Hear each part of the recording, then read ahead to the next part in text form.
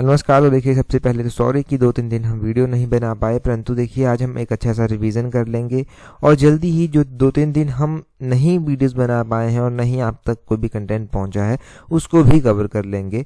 और आज रिवीजन से जो है हम स्टार्ट करेंगे और पीछे का भी आने वाली वीडियोस में कवर हो जाएगा, या तो एक्स्ट्रा वीडियोस डाल दी जाएंगी या तो उन्हीं वीडियोस में जो है वो कवर हो जाएगा। वो कोई चिंता की बात नहीं है, परंतु एग्जाम का टाइम है थोड़ा सा, तो हम थोड़ा सा जल्दी ही ये चीज़ें अब कवर कर लेंगे। क्वेश्चन नंबर 1 से देखें, ये सारे क्वेश्चन डिटेल से डिस्कस हो चुके हैं, बस अभी आपका एक रिवीजन हो जाएगा। क्वेश्चन नंबर 1 में बोलते हैं विच of the following countries participated in trilateral exercise दोस्ती। तो ये 2 बार क्वेश्चन हमने पढ़ा है, एक बार तो हमने डिटेल से डिस्कस किया था, अगले दिन मैंने आपसे वीडियो में पूछा भी था। ये जो दोस्ती एक्सरसाइज होती है ये 3 कंट्रीज के बीच में एक्सरसाइज होती है। 3 कंट्रीज में इसमें एक अपना देश भारत होता है, दूसरा हमारा पड़ोसी देश श्रीलंका होता है और तीसरा मालदीव जो है वो होता है।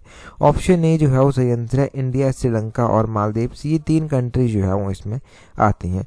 क्वेश्चन पूछने वाला ये भी पूछ सकता है इंडिया और श्रीलंका के बीच में जो स्टेट स्थित है वो कौन सी स्टेट जो है वो स्थित है, तो उसको पाक स्टेट जो है हम बोलते हैं, जो यहाँ पर स्थित है, जो इनको जोड़ती है आपस में, ये आपने नोट करना है। अगला क्वेश्चन देखिए, यहाँ पर वही लिखा गया है ट्राइलेटरल दोस्ती एक्सरसाइज जो है ये कोस्टल गार्ड्स की एक्सरसाइज है और इंडिया, श्रीलंका और मालदीव्स की कोस्टल गार्ड्स के बीच में ये होती है। ये एक्सरसाइज 2 साल में एक बार होती है और 1991 में इसको जो था वो स्टार्ट किया गया था। और साथ में ध्यान रखना है कि श्रीलंका पहले तो जब इसको स्टार्ट किया गया था तब इंडिया और मालदीव्स यही 2 कंट्रीज इसमें होती थी। श्रीलंका इसको लेटर जो है वो ज्वाइन करता है 2012 में, ये जो चीज़ें नोट करें। अगले क्वेश्चन में देखें क्या बोलते हैं where will India's largest green hydrogen production plant been set up. तो बोलते हैं कि भारत का सबसे बड़ा हरित हाइड्रोजन उत्पादन संयंत्र कहाँ स्थापित किया गया। देखो, इंडिया का जो largest green hydrogen production plant है ना वो कहाँ पर स्थापित किया गया है, अभी हाल फिलहाल में ये स्थापित किया गया है और विशाखापट्टनम में जो है वो स्थापित किया गया है। ऑप्शन सी जो है वो इस क्वेश्चन का सही आंसर जो है वो हो जाएगा। नेक्स्ट क्वेश्चन में बोलते हैं who has been appointed as the India's new vigilance commissioner. Most important question है कि इंडिया के जो नए विजिलेंस कमिश्नर बने हैं वो कौन बने हैं। देखिए, इंडिया के जो नए विजिलेंस कमिश्नर बने हैं वो बने हैं एएस राजीव। ऑप्शन सी जो है वो सही आंसर है, एएस राजीव जो है वो इंडिया के नए जो है वो विजिलेंस कमिश्नर बने हैं। पहली बात ये हो गई। दूसरी बात आपने क्या ध्यान रखनी है कि जो चीफ विजिलेंस कमिश्नर होते हैं इनका कार्यकाल जो है वो कितना होता है। ये क्वेश्चन भी पूछा जाता है एग्जाम के, चीफ विजिलेंस कमिश्नर का कार्यकाल जो है वो कितना होता है। तो आपका आंसर क्या होगा कि चीफ विजिलेंस कमिश्नर का कार्यकाल कितना होता है। तो उनका कार्यकाल होता है 4 ईयर और 65 year whichever is earlier. 4 साल या 65 ईयर्स, इन दोनों में से जो भी पहले होता है वो इनका कार्यकाल जो है वो माना जाता है। तो 4 ईयर और 65 year whichever is earlier ये इनका कार्यकाल है। आगे बोलते हैं which country has become 119th country to join the international solar alliance. तो देखो, इंटरनेशनल सोलर अलायंस इंपॉर्टेंट है क्योंकि इंडिया इसकी फाउंडिंग मेंबर है। और देखो, इंडिया इसकी फाउंडिंग मेंबर है और साथ में ध्यान रखना है कि इसका हेडक्वार्टर इंडिया में ही स्थित है, गुरुग्राम में ही। अब बोलते हैं कि 119वें नंबर की कंट्री जो है वो कौन बनी है जिसने जो है वो अभी हाल फिलहाल में जो है वो ज्वाइन किया है इंटरनेशनल सोलर अलायंस को। देखिए, इंटरनेशनल सोलर अलायंस को जो था वो कब स्थापित किया गया था और इसकी ज्वाइन करने वाली अभी जो कंट्री है वो है कंट्री माल्टा। ऑप्शन बी सही आंसर है। और 2015 की बात है जब इसको जो था वो स्थापित किया गया था। 2015 में स्थापित किया गया था। इंडिया फाउंडिंग मेंबर था फ्रांस के साथ मिलकर। गुरुग्राम में जो है उसका हेडक्वार्टर है और इंटरनेशनल सोलर अलायंस, ये आपने इसका ध्यान रखना है कि 2015 में स्थापित हुआ। आगे क्या बोलते हैं recently bagless school initiative introduced by which of the following state. तो बोलते हैं कि अभी हाल फिलहाल में ये बैगलेस स्कूल जो है वो सबसे पहले जो है स्टार्ट किया गया है। तो कौन से स्टेट के द्वारा स्टार्ट किया गया है, ये मध्य प्रदेश के द्वारा जो है वो स्टार्ट किया गया है। किसी तरह का इनिशिएटिव मैंने उस टाइम भी आपको बताया था कि सीबीएसई के द्वारा जो है वो किया गया है। ओपन बुक एग्जाम करवाने का जो है वो पायलट बेस पर प्रोग्राम सीबीएसई ने जो है वो चलाया है। ओपन बुक यानी कि बच्चे किताब लेकर एग्जाम में जा पाएंगे और किताब से देखकर जो है वो आंसर कर पाएंगे। यहाँ से क्या पहले तो ये पायलट बेसिस पर चलेगा, अगर सही लगता है तो पूरे इंडिया में सीबीएसई इसको इम्प्लीमेंट करेगा। अगला क्वेश्चन देखें क्या बोलते हैं recently the global initiative on digital health was launched by which of the following organisation. तो बोलते हैं कि हाल ही में डिजिटल स्वास्थ्य पर वैश्विक पहल निम्नलिखित में से किस संगठन द्वारा जो है वो शुरू की गई है। तो देखो, global initiative on digital health जो है वो अभी स्टार्ट किया गया है और डिजिटल हेल्थ को लेकर ये जो इनिशिएटिव स्टार्ट किया गया है ये किसके द्वारा किया गया है, ये किया गया है वर्ल्ड हेल्थ ऑर्गेनाइजेशन के द्वारा। ऑप्शन ए जो है वो सही आंसर है। अब देखो वर्ल्ड हेल्थ ऑर्गेनाइजेशन की हम बात करते हैं तो वर्ल्ड हेल्थ ऑर्गेनाइजेशन की जब स्थापना हुई थी तब जो है वो वर्ल्ड हेल्थ डे भी जो है वो मनाया जाता है। पहले पता होना चाहिए कि वर्ल्ड हेल्थ डे जो है वो कब मनाया जाता है। दूसरा आपको पता होना चाहिए कि वर्ल्ड हेल्थ डे कब मनाया जाता है और वर्ल्ड हेल्थ ऑर्गेनाइजेशन की स्थापना कब की गई थी। मैं बता देता हूँ कि अप्रैल 7 को जो है ये मनाया जाता है। ठीक है जी, अप्रैल 7 को ये वर्ल्ड हेल्थ डे जो है वो मनाया जाता है। दूसरा आपने क्या ध्यान रखना है कि वर्ल्ड हेल्थ डे 7 अप्रैल को तो मनाया जाता है, परंतु उसकी स्थापना कब की गई थी वो आप कमेंट करके बता देंगे।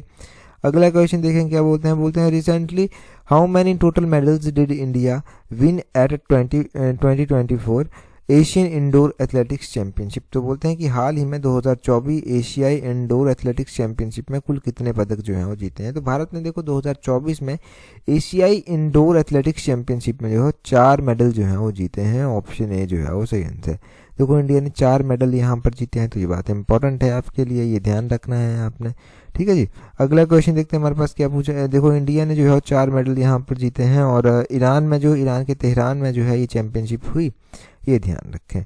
अगले क्वेश्चन में बोलते हैं which day is celebrated as the global tourism resilience day. तो बोलते हैं कि किस दिन को वैश्विक पर्यटन लचीलापन दिवस के रूप में जो है मनाया जाता है। अभी हाल फिलहाल में मनाया गया था, तब आपके लिए और भी ज़्यादा इंपॉर्टेंट हो गया था। देखिए ये जो इम्पोर्टेंट डे मनाया जाता है ग्लोबल टूरिज्म रिसाइलेंस डे, ये 17 फेब को मनाया जाता है, 17 फरवरी को मनाया जाता है। ऑप्शन ए जो है वो सही आंसर हो जाएगा इसका। ऑप्शन ए आपने सही आंसर जो है वो ध्यान रखना है। ठीक है जी, ऑप्शन ए इसका सही आंसर हो गया। आगे बोलते हैं रिसेंटली इंटरनेशनल गीता महोत्सव विल बी ऑर्गेनाइज्ड इन। तो कोई ऐसे तो इंटरनेशनल गीता महोत्सव यहीं पर ऑर्गेनाइज किया जाता है, परंतु ये आउटसाइड इंडिया भी जो है वो हुआ। तो आउटसाइड इंडिया कहाँ पर हुआ था, ये कोलंबो में जो था वो हुआ था। कोलंबो, ऑप्शन ए जो है वो सही आंसर हो जाएगा। ठीक है जी, कोलंबो में ये हुआ। अगला क्वेश्चन देखें क्या बोलते हैं इसमें होता क्या है इंटरनेशनल गीता महोत्सव में। तो इंटरनेशनल गीता महोत्सव में जो है जो भगवत गीता एक स्पिरिचुअल हमारा ग्रंथ है, उसी के बारे में जो है वो उसका प्रचार प्रसार करके ज्ञान को जो है वो फैलाया जाता है। अगला क्वेश्चन देखते हैं। नेक्स्ट क्वेश्चन में जो है क्या पूछते हैं, नेक्स्ट क्वेश्चन में बोलते हैं international mother language day is observed globally every year on. तो बोलते हैं कि अंतर्राष्ट्रीय मातृभाषा दिवस हर साल जो है वो कब मनाया जाता है। देखो इंटरनेशनल मदर लैंग्वेज डे की अगर हम बात करें कि प्रत्येक वर्ष जो है ये कब मनाया जाता है, तो ये प्रत्येक वर्ष फरवरी के महीने में ही मनाया जाता है। और फरवरी के भी आपके पास 2 ऑप्शन दिए गए हैं। फरवरी के 21 तारीख को जो है ये मनाया जाता है international mother language day. International mother language day 21 फरवरी को जो है वो मनाया जाता है। ठीक है जी, अगला क्वेश्चन देखेंगे अब हम। अगले क्वेश्चन में बोलते हैं recently which country announced visa free travel for Indian citizens. तो बोलते हैं कि हाल ही में किस देश ने भारतीय नागरिकों के लिए वीज़ा मुक्त यात्रा की घोषणा जो है वो की है। देखो अभी हाल ही में जो है वो वीज़ा फ्री इनिशिएटिव की जो है वो घोषणा की गई है।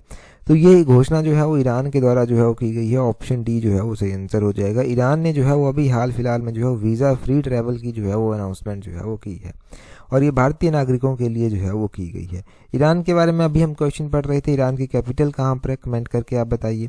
आगे क्वेश्चन में देखिए क्या बोलते हैं what is the name of women robot astronaut set to fly into space ahead of ISRO's Gaganyaan mission.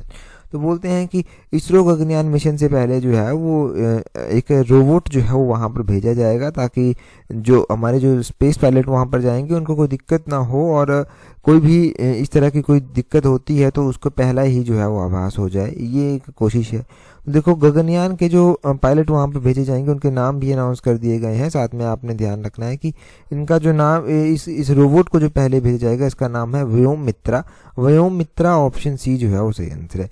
Gaganyaan के भी 4 पायलट भेजे जाएंगे ना एयरफोर्स के, उन 4 लोगों को जो है सिलेक्ट कर लिया गया है। 4 पायलट्स को, 4 जाबाज सिपाहियों को जो है वो जो सिलेक्ट कर लिया गया है। अब देखो उनका नाम पूछा जा सकता है वैसे तो एग्जाम में, क्योंकि नाम इंपॉर्टेंट है थोड़ा सा। तो देखो 4 लोगों के नाम क्या क्या हैं। एक है ग्रुप कैप्टन प्रशांत बालाकृष्णन अय्यर, एक है ग्रुप कैप्टन अजीत कृष्णन, और एक है ग्रुप कैप्टन अंगद प्रताप, और एक है विंग कमांडर शुभांशु शुक्ला। तो ये लोग हैं जिनको जो है वो भेजा जाएगा। प्रधानमंत्री नरेंद्र मोदी ने अभी हाल फिलहाल को जो है वो अनाउंसमेंट ये की थी इन पायलट्स की, जो इंडियन पायलट्स गगनयान मिशन में जाएंगे, स्पेस में जाएंगे। ठीक है जी, तो इनके नाम आपने जान लिए।